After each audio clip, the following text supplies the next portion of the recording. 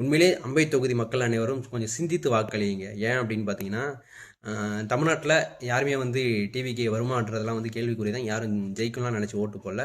எல்லாம் சினிமா மோகத்திலும் விஜய் மீது இருக்கக்கூடிய ஒரு பிரியத்தின் மீது ஓட்டு போட்டாங்க. இவ்வளோ ஓட்டு வாங்கி ஒரு ஆட்சி அமைச்சிருக்காங்க. இது வந்து அரசியலில் இருக்கவங்களுக்கு வந்து ஒரு அதிர்ச்சி தான், ஒரு இது ஓகேவா? ஆனால் அப்படிப்பட்ட இடத்துலையும் வந்து நாம் தமிழர் கட்சியின் ஒருங்கிணைப்பாளர் அண்ணன் சீமான் அவர்கள் வந்து மும்பை தொகுதியில் போட்டியிட போவதா செய்தி பரவிட்டு இருக்கு. அதுவும் குறிப்பாக அதில் ஒரு முக்கியமான செய்தி என்னென்னா, பொது வேட்பாளராக வந்து அவர் களமிறங்குறாருன்றது. அது எந்த அளவுக்கு சாத்தியம் அப்படின்றது வந்து தெரியல. ஆனால் இருந்தாலும் வந்து என்ன அப்படின்னு பார்த்தீங்கன்னா, இப்போது தாவேக்கா வந்து கிட்டத்தட்ட வந்து போதுமான எம்எல்ஏ கிடையாது. இருந்தாலும் ஆதரவோடு தான் ஆட்சி அமைச்சிட்டு இருக்கு. அதனால் தாவேக்கா வந்து கட்டாயம் வந்து போட்டி போடும். அதனால தான் வந்து அங்கே இருந்த சிட்டிங் எம்எல்ஏவும் வந்து அங்கேருந்து ராஜினாமா பண்ணியிருக்காரு. அது மட்டும் இல்லாமல் இப்போ டிஎம்கே வந்து எதிர்க்கட்சியாக இருந்து இந்த ஒரு சீட்டை ஜெயிச்சு அவங்க ஆளுங்கட்சி ஆக போகிறதில்ல. சிட்டிங் எம்எல்ஏவாக இருந்து ராஜினாமா பண்ணவர் ஏடிஎம்கேல இருந்தவர் தான். மறுபடியும் ஏடிஎம்கே வந்து இன்னொரு வேட்பாளரை போட்டு அந்த இடத்துல செலவு பண்ணி பண்ணுமான்றது கேள்விக்குறி. ஸோ அதனால் அவங்களாம் வந்து ஆதரிக்கவும் ஒரு சின்ன வாய்ப்பு இருக்குன்றதை தான் பார்க்க முடியுது. அதனால தான் வந்து பேசிகிட்டு இருக்காங்க. அன்புமணி ராமதாஸ் போன்றவர்களும் அந்த கருத்தை தான் முன்வைக்கிறாங்க, ஒரு பொது வேட்பாளரை போடணுன்றது. ஸோ அண்ணன் சீமான் அவர்கள் வந்து அந்த தொகுதி வந்து ஒரு நல்ல தொகுதி தான், ஒரு நல்ல வாய்ப்பும் இருக்குது. அவர் வந்து போட்டி போடணுன்றதான் நம்மளோட கருத்தாகவும் இருக்குது. அதே நேரத்தில் வந்து சிட்டிங் எம்எல்ஏவாக இருந்து ராஜினாமா பண்ணிட்டு போனார் அப்படின்னா மறுபடியும் அந்த மக்கள் வந்து அவரே தான் வந்து இப்போ டிவிக்கில் நிற்கிறதுக்கு வாய்ப்பு இருக்குன்ற மாதிரி சொல்லிட்டு இருக்காங்க. உண்மையிலே அம்பை தொகுதி மக்கள் அனைவரும் கொஞ்சம் சிந்தித்து வாக்களியுங்க. ஏன் அப்படின்னு பார்த்தீங்கன்னா, தமிழ்நாட்டில் யாருமே வந்து டிவிக்கு வருமான்றதெல்லாம் வந்து கேள்விக்குறி தான். யாரும் ஜெயிக்கணும்லாம் நினச்சி ஓட்டு போடல. எல்லாம் சினிமா மோகத்திலும் விஜய் மீது இருக்கக்கூடிய ஒரு பிரியத்தின் மீது ஓட்டு போட்டாங்க. இவ்வளோ ஓட்டு வாங்கி ஒரு ஆட்சி அமைச்சிருக்காங்க. இது வந்து அரசியலில் இருக்கவங்களுக்கு வந்து ஒரு அதிர்ச்சி தான், ஒரு இது ஓகேவா? ஆனால் அப்படிப்பட்ட இடத்துலையும் வந்து அம்பை தொகுதியில் வந்து மக்களை எல்லாம் வந்து சிட்டிங் முன்னாடி இருந்த எம்எல்ஏ வரட்டும் அப்படின்ட்டு தான் வந்து திமுகவும் ஆளுங்கட்சியாக இருந்த திமுகவும் வேண்டாம், மோகத்தில் இருந்த விஜயோட கட்சியும் வேண்டான்ட்டு தான் வந்து இசக்கி சுப்பையா அவர்களை வந்து தேர்ந்தெடுத்தாங்க.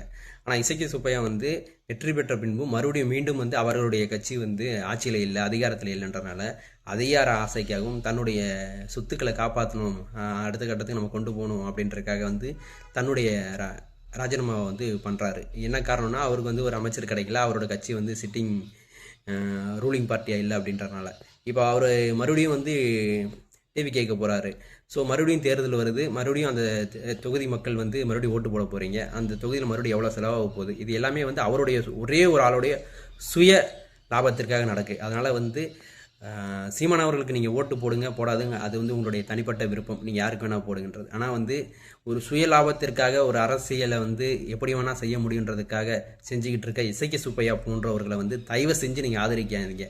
அம்பை தொகுதி மக்களே, குறிப்பாக என் நாடாண்ட நாடார் சமுதாய சொந்தங்களை சற்று சிந்தித்து வாக்களியுங்க. அவருக்கெல்லாம் நீங்கள் வந்து நாடார் அமைப்புகள்லாம் வந்து உண்மையிலேயே வந்து அவர் பின்னாலெலாம் போனீங்கன்னு வச்சுக்கோங்களேன், உங்களை விட மானங்கட்டவர்கள் வந்து யாரும் கிடையாது. ஏன்னா போன தேர்தலில் வந்து சில நாடார் அமைப்புகள் வந்து சரி நாடாருடைய முக்கிய பிரமுகர்கள் வந்து அவங்க பின்னாடி போனீங்க. சரி ஏதோ ஒரு கட்சி மாற்றம் வேணும், ஏன்னா டிஎம்கே வந்து நமக்கு வந்து முக்தார் விஷயமா இருக்கட்டும் பல பிரச்சனைகளை வந்து நம்ம சமுதாயத்துக்கு வந்து எதிராக செஞ்சிச்சு. பெருந்தலைவர் காமராஜரை பற்றி தொடர்ந்து திமுகவுடைய முக்கிய பிரமுகர்கள் வந்து நமக்கு வந்து களங்கப்படுத்தினாங்கன்ற ஒரு விஷயத்தை வச்சு முன் வச்சு நீங்கள் போனீங்க. அதனால் வந்து பெரிய லெவலில் அவங்கள விமர்சிக்கவும் முடியாத ஒரு காலகட்டாயம். சில விஷயங்களை பார்க்கும்போது அரசியலாக பார்க்கும்போது அதை ஏற்றுக்கொள்ள வேண்டிய விஷயம்தான், அக்கறைக்கு இக்கரைன்றது. ஆனால் இந்த நேரத்தில் நீங்கள் வந்து இசக்கி சுப்பையா போன்றவருக்கு வந்து ஆதரவாக நின்னீங்க அப்படின்னா இதை விட மானங்கட்ட செயல் எதுவுமே கிடையாது. அதனால் ஒட்டுமொத்த நாடார் சமுதாய பிரமுகர்களுக்கும் சங்கங்களுக்கும் இதன் மூலம் ஒரு அன்பான வேண்டுகோள், இசக்கி சுப்பையா போன்றவர்கள் சுயநலத்திற்காக செயல்படுபவர்கள் பின்னாடி தயவு செஞ்சு யாருமே அணிவகுக்காதீங்க. அவங்க பின்னாடி போய் உங்களுடைய நற்பெயரை வந்து கெடுத்துக்காதீங்கன்றதையும் இந்த நேரத்தில் தெரிவிச்சுக்கிறேன். அதேமாதிரி நம்ம சமுதாய இளைஞர்களை சற்று சிந்தித்து வாக்களியுங்க. நம்முடைய பிரச்சனைகள் என்ன, நமக்காக யார் குரல் கொடுப்பாங்கன்னு வாக்களிங்க. தயவு செஞ்சு மறுபடியும் சொல்கிறேன், இசக்கி சுப்பையா போன்ற சுயநலமானவர்களுக்கு வாக்களிக்காதீர்கள். பதவி ஆசைக்காக மக்களால் தேர்ந்தெடுக்கப்பட்ட ஒரு பதவியை தூக்கி எறிந்தவர்களை நாம் தூக்கி எறிய வேண்டும். இது வந்து நம்ம குறிப்பாக ஏன் அம்பை தொகுதியை சொல்கிறோன்னா, அங்கெல்லாம் வந்து நம்ம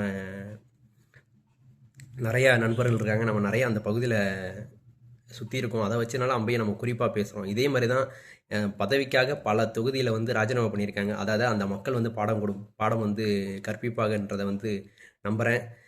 மறுபடியும் சொல்கிறேன், அம்பை தொகுதி மக்களே சற்று சிந்தித்து வாக்களியுங்கள். மீண்டும் சினிமா மோகத்திலேயோ அல்லது ஒரு பதவி ஆசை பிடித்தவருக்கு மீண்டும் ஒரு பொறுப்பை கொடுத்தீங்கன்னா அம்பை தொகுதி பாதாளத்தில் சென்றுவிடும் என்பதை மறந்து விடாதீர்கள். உங்களுக்கான ஒருவரை தேர்ந்தெடுங்கள். அது யாராக இருந்தாலும் பரவாயில்லை. ஆனால் பதவி ஆசைக்காகவோ அல்லது மக்களை வைத்து சுயலாபம் பெறுபவர்களுக்கோ வாக்களிக்காதீர்கள். ஓட்டு உங்கள் உரிமை. நன்றி.